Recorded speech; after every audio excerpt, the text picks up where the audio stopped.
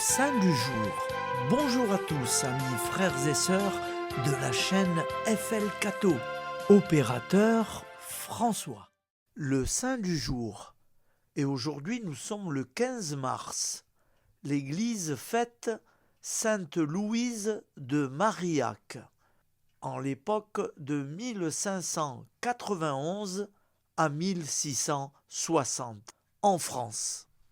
Louise naît à Paris en 1591.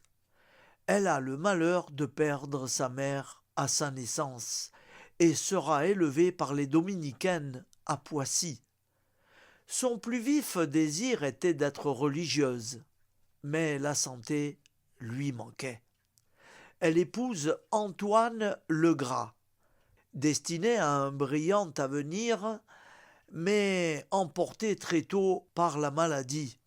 Devenue veuve, à 34 ans, elle est dévorée de doutes et de scrupules. Une triple rencontre la sauvera du désespoir.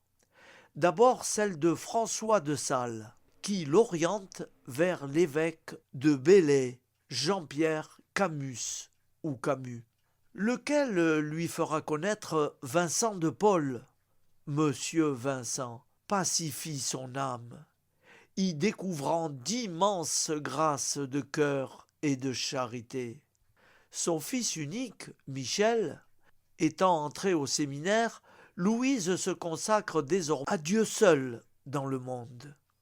Elle ne changera rien à sa vie ordinaire, tout en créant un groupe de dames associées dans les charités.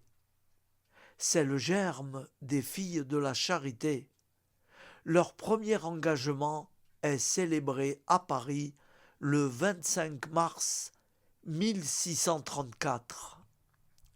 Louise de Marillac et Vincent de Paul œuvrent ensemble pendant 35 ans. Soulevée par la liberté de l'Évangile, la mission des filles de la charité est la suivante.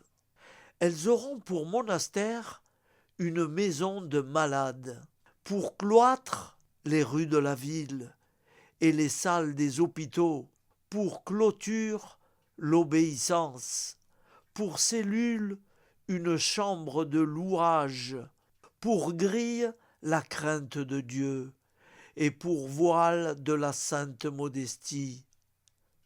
Enfants trouvés, galériens, handicapés, aliénés, vieillards abandonnés, tous trouvent chez Louise et ses sœurs l'accueil et la compassion du Sauveur.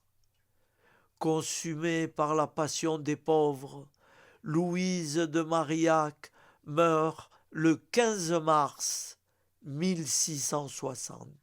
Elle est vénérée en la chapelle de la rue du Bac, au lieu marial de Paris.